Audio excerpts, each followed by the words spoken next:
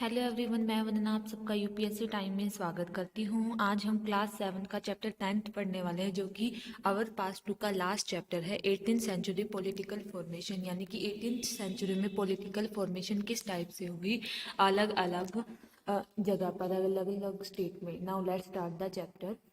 During the first half of the 18th century, the boundary of Mughal Empire were the reshaped by the emergence of independent kingdom। यानी कि पहले क्या थे कि पूरे सब कॉन्टिनेंट का एक अकेला एम्पायर होता था, अब क्या था, सबको एक इंडिपेंडेंट किंगडम मिलने लगा। By the 765, British had successfully grabbed the major chunk of territory in eastern India. Crisis of during the closing of year of 17th century were by a number of factors। कौन कौन से factor से, let's see. Aurangzeb depleted the military and the financial resources of their empire by fighting a long war in Deccan, यानी कि दक्कन के बारे में बताया गया है। It become a difficult for the later Mughal to keep check on their powerful monastery.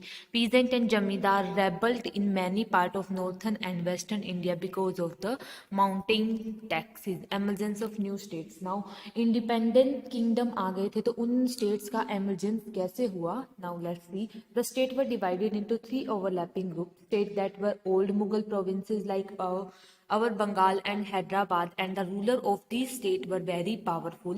They do not break their ties with the Mughal emperor. State that had enjoyed considerable independence under the Mughal as a Watan Jagir, which include the Rajput participant, जो कि include करते थे Rajput participant को। State that were under control of Maratha, Sikh and other like those. These people got their independence from the Mughal after all long drawn struggle. The old provinces, what are those old provinces? Number one is Hyderabad. Nizam ul Mulk Asaf Jah, the founder of Hyderabad state, was one of the powerful member of court of Farrukh Siyar.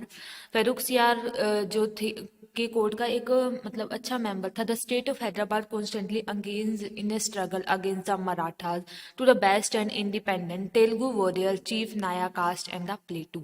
Now next is Awadh. Awadh में क्या था, बुरहान उल मुल्क सादत Khan was appointed सूबेदार of Awadh in 1772.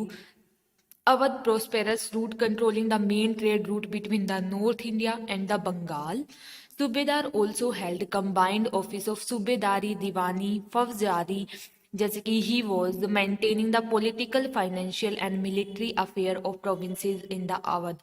यानी कि independent जो states develop होने के बाद उनके पॉलिटिकल, फाइनेंशियल, मिलिट्रिकल अफेयर्स थे वो भी अपने आप ही हैंडल करने लगे थे। यहाँ अवध का एग्जाम्पल दिया है। Now let's next state Bengal. Bengal क्या था, Bengal broke away from the Mughal control under the Murshid Quli Khan, who was appointed as a net deputy to governance of the provinces. He transferred all the Mughal jagirdar to Orissa and order resettle of the revenue of the Bengal. तो उसने क्या किया, सबको order दे दिया कि ओडिशा के जो रिवेन्यू है, मतलब ही ट्रांसफर द मुगल जागीरदार, मुगल के जागीरदार को ओडिशा में ट्रांसफर कर दिया और ऑर्डर दे दिया reassessment of revenue of the Bengal, Bengal को रिवेन्यू करने का। Many Rajput those belong to Amber and Jodhpur had served under the Mughal with the distinction. जो मैनी बहुत सारे राजपूत थे, क्या करते थे, अंबर और जोधपुर से बिलोंग करते थे, had serve under the Mughal with the distinction. Next is six. Six क्या थे, several battle fought by Guru Gobind Singh against the Mughal. Mughal के अगेंस्ट गुरु गोबिंद सिंह ने बहुत सारे बैटल लड़े एंड द राजपूत रूलर, और राजपूत रूलर के against. After his death Khalsa rose in revolt, यानी कि खालसा पंथ निकला, जो कि उनकी गुरु गोबिंद सिंह की जी की डेथ के बाद एक खालसा पंथ निकला जो अगेंस्ट था मुगल अथॉरिटी के अंडर द बंदा Bahadur Singh was there leader. मतलब बंदा बहादुर सिंह जी वहाँ के लीडर थे और उन्होंने खालसा पंथ निकाला जिन्होंने अथॉरिटी बनाई मुगल्स को खत्म करने की। ठीक है। Khalsa declare their independence by the striking off the coin in 1765। Khalsa ने डिक्लेयर कर दी अपनी इंडिपेंडेंस, कहाँ पर, 1765 में। इट वॉज ऑलमोस्ट 760s यानी कि 1760 के दशक में Sikh organise themselves in a number of bands called jatha, उन्हें जत्था कहा जाता था, अलग अलग बैंड्स में करते थे। नेक्स्ट इज मराठास, क्या थे Maratha? Shivaji covered all our stable kingdom, जो शिवाजी थे उसने मतलब एक स्टेबल किंगडम स्थापित किया, यानी कि मुगलों के बाद मराठा का रोज अप हुआ with the help of powerful warrior families like a Deshmukh. Shivaji का रूल कब था? 1627 से 1680 तक। Group of highly mobile present pastoralist Kunbis provide backbone to the Maratha army, यानी कि जो उनकी अलग अलग फैमिलीज थी उन्होंने उसको बैकबोन प्रोवाइड की, जिससे एक अच्छा किंगडम स्थापित हुआ। फिर उनके बाद कुनबीज थे जिन्होंने एक बैकबोन प्रोवाइड की for the Marathas army. Malwa and the Gujarat were seized from Mughal in 1705। Maratha chief Scindia of Gwalior, Giveward of Baroda and Bhonsle of Nagpur, very powerful army, ये बहुत powerful army थी। The Sikh produce in Chanderi, these are now found in a outlet in a Pune, okay। After that the last one is a Jats। Jats क्या थे? Jat the leader was a Churaman, acquired control over the west of city of the Delhi by the 1860। They had begun dominating between the region of Delhi and the Agra।